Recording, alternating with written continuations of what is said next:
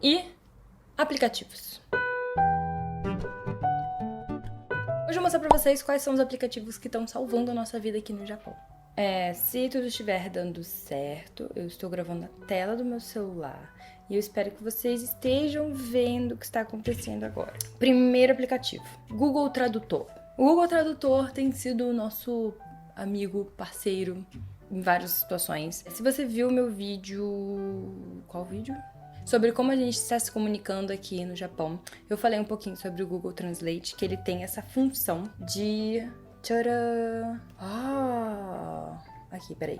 Essa função aqui maravilhosa de traduzir as coisas. Mas você pode perceber que ele, assim, não é perfeito, que ele de vez em quando dá umas bugadinhas, né? Eu também peguei um péssimo exemplo, que é o controle remoto da televisão. Mas ele tem isso também. E aí você pode pausar a tradução se for muito texto. E aí vira uma fotinho. E aí você pode ler com calma, depois não precisa ficar... Porque se você fica mexendo, o negócio fica mudando. Enfim, isso tem sido muito, muito, muito útil pra gente ver, principalmente as coisas de mercado. Não só as coisas de mercado, pra tudo que vem por escrito, conta de luz, conta de tudo. A gente usa muito o Google Translate.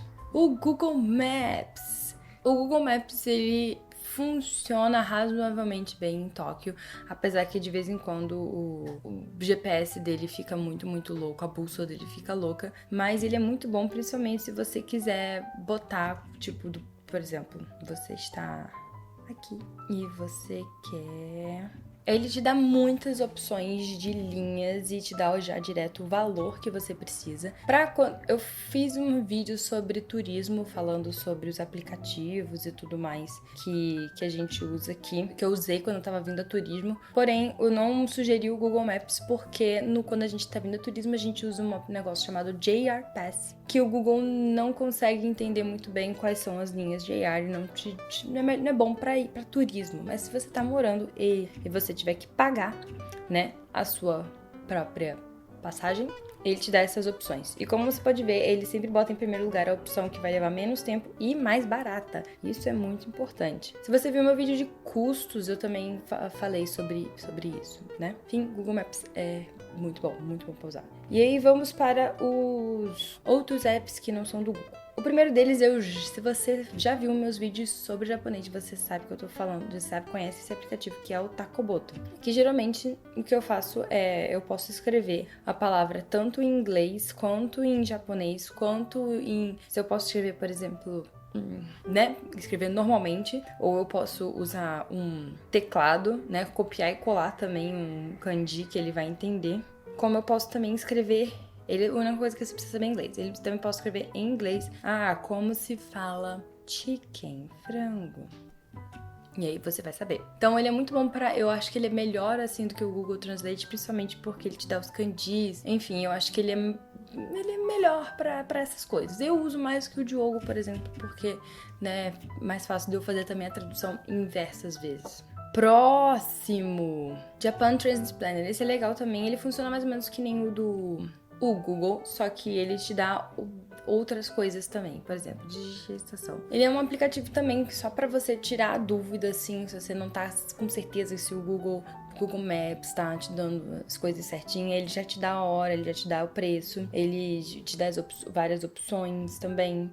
Então ele é uma outra opção se o Google não estiver cooperando, porque às vezes o Google aqui não coopera, então a gente teve que instalar um outro aplicativo para ver se realmente ele estava fazendo as coisas certinho. Mas por enquanto a gente tem usado bem o Google. Yurekuru Call é um aviso e listagem de terremotos. Aqui, quando eu falei pra vocês que no Japão tem terremoto todo dia, eu tava falando a verdade. Olha só, teve 2 terremotos já hoje. Teve 1, 2, 3, 4, 5 terremotos ontem. E por enquanto, que dá pra ver aqui, porque esse é o gratuito, então não consigo ter uma listagem muito grande, né? Se eu tivesse o pago, eu conseguiria ter mais opções de listagem, né? Melhor aumentar essa lista.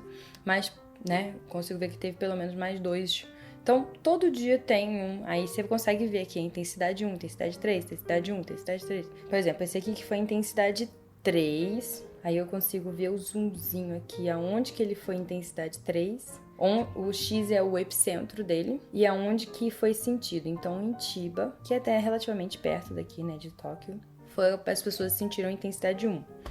E aí... E ele te avisa, ele te dá informação, enfim, é só pra você saber exatamente aonde foi, qual intensidade que foi, apesar de que também quando você tem um terremoto, se for muito, muito, muito grande, você recebe a notificação do seu celular por mensagem, mas a gente já sentiu, eu já senti alguns terremotos que não recebi mensagem, só teve um que a gente recebeu. Então, minha amiga me falou desse aplicativo e aí eu instalei e aí fica mais fácil. Tipo assim, sentia, eu abro o aplicativo e já vejo aonde foi, que intensidade foi, se tem algum tipo de perigo, enfim. Mas se for uma intensidade muito grande, a gente também recebe via mensagem. E o último é o Windy. Windy, ele é bom pra ver furacão. Eu instalei ele no ano passado, quando tava rolando aquele super tufão que teve aqui, pra acompanhar também. E você consegue ver a intensidade dos ventos, e tem intensidade de neve, de chuva, de maré. Cadê? Menu. Ele é muito legal. Ele tem chuva, trovão, acumulação de chuva, acumulação de neve, tempestade, temperatura, nuvens, sondas. Mas eu gosto de ver o vento, principalmente porque, por exemplo, hoje está nevando para cacete. E aí consegue dizer também se tem algum perigo, enfim. Você consegue ver em tempo real as coisas acontecendo.